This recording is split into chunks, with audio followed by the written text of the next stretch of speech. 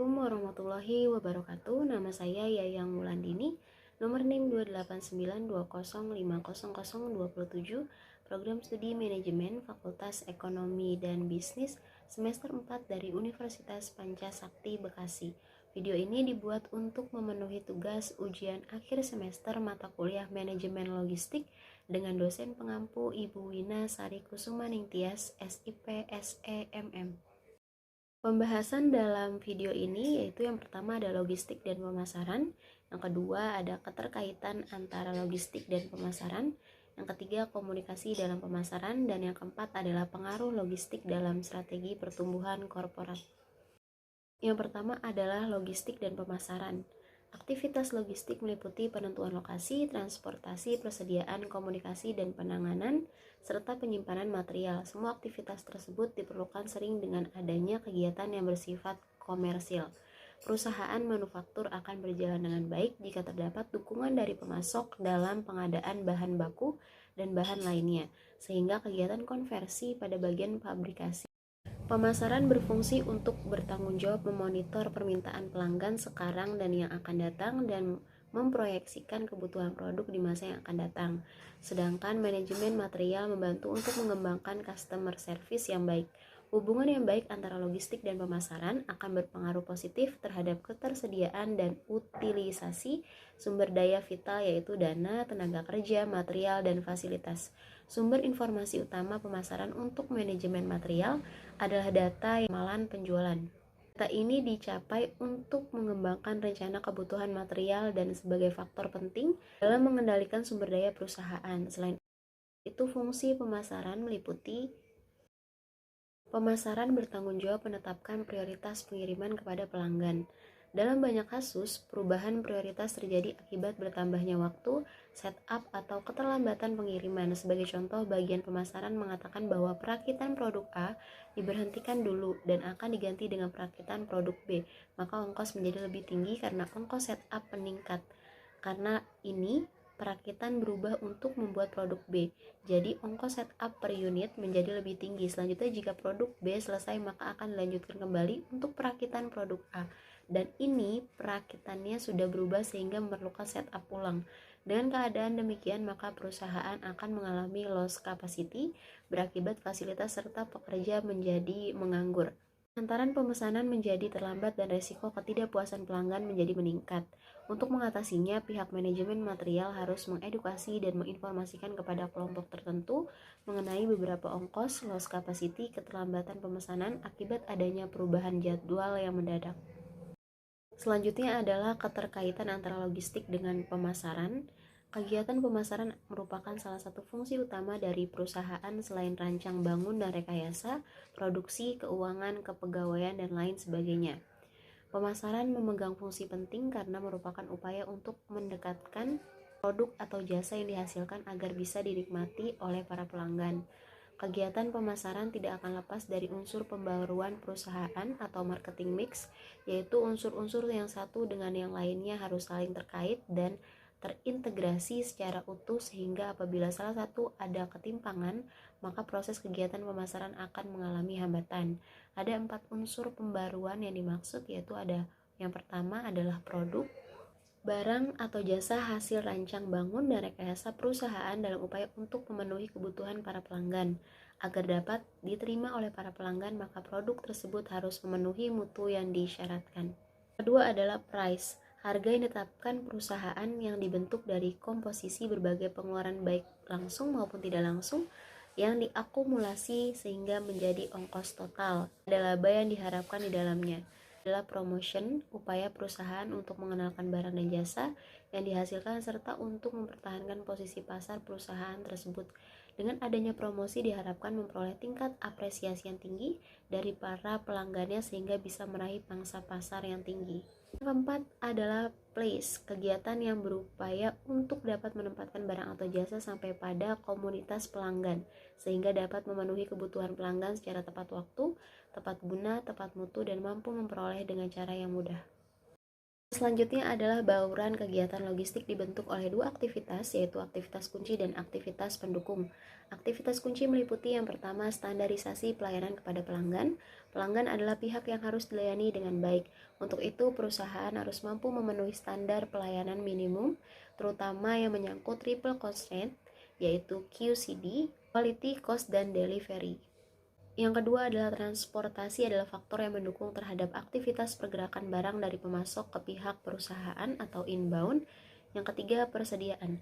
Aktivitas kunci yang bertugas untuk melayani aktivitas operasional perusahaan terutama dalam menentukan ukuran pemesanan ekonomis, yaitu berapa jumlah barang atau bahan baku yang harus dipesan dan kapan kegiatan pemesanan itu harus dilakukan. Yang keempat, pemrosesan pesanan. Pemesanan harus dilakukan secepat mungkin. Pesanan dipenuhi dari persediaan yang ada di gudang atau dari tempat produksi langsung. Apabila barang yang sudah dipesan sudah tersedia, selanjutnya dilakukan pengiriman kepada pemesan. Dan yang selanjutnya adalah sedangkan aktivitas mendukung meliputi pergudangan, penanganan material, pembelian, pemelihara informasi, dan kemasan pelindung. Semua aktivitas pendukung sangat diperlukan karena keandalan pelayanan, transportasi, persediaan, dan pemrosesan pesanan sangat memerlukan sarana dan prasarana yang memadai. Bagian persediaan melakukan pemesanan bahan baku kepada pihak pemasok memerlukan dukungan gudang. Apabila ada pemesanan masuk, maka petugas yang akan meninjau jumlah barang di gudang. Apabila bagian persediaan menetapkan jumlah dan waktu pemesanan kepada pemasok, maka yang menentukan pemasok untuk melakukan pemesanan adalah bagian pembelian atau purchasing. Agar bahan yang dipesan pelanggan terjaga mutunya, maka diperlukan kemasan pelindung agar bahan terhindar dari kerusakan dan sebagai pembeda antar produk pesaing.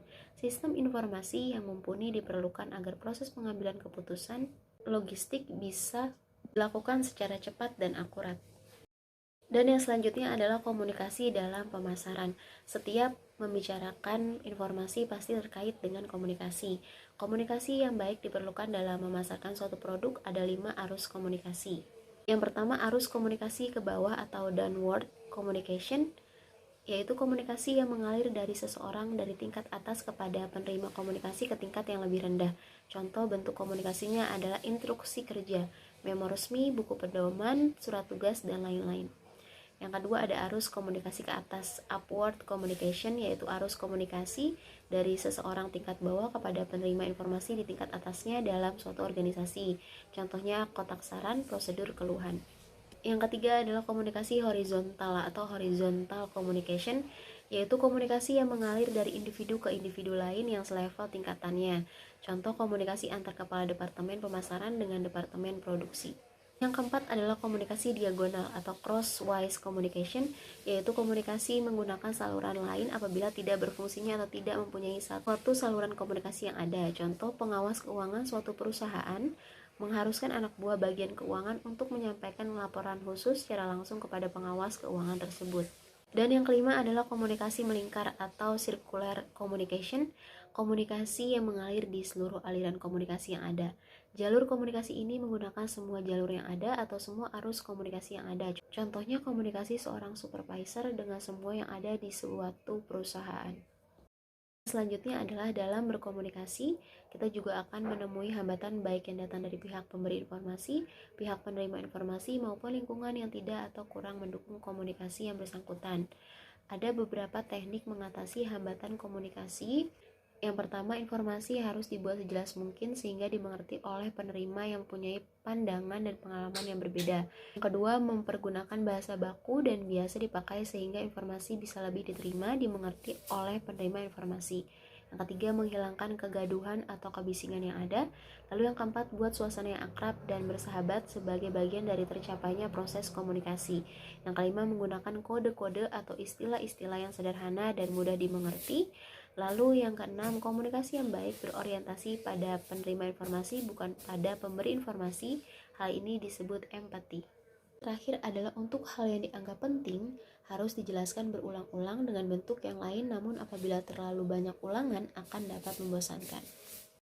Selanjutnya adalah pengaruh logistik dalam strategi pertumbuhan korporat. Walter dalam Kuncoro tahun 2002 nomor 250 menyatakan bahwa strategi korporat adalah strategi yang menitik beratkan pada pertanyaan jangka panjang dan luas mengenai bisnis apa yang akan dimasuki oleh suatu organisasi dan apa yang diinginkan dalam bisnis tersebut.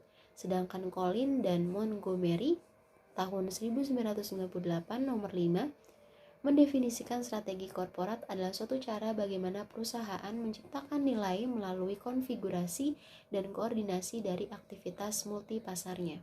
Arah strategi korporat terdiri dari yang pertama strategi pertumbuhan atau growth strategi adalah strategi perusahaan yang berorientasi terhadap upaya keras untuk mencapai pertumbuhan kinerjanya antara lain tingkat penjualan, laba, pangsa pasar atau market share, dan tujuan primer lainnya. Perusahaan berusaha menggerakkan semua sumber daya yang dimilikinya untuk mencapai pertumbuhan ke depan.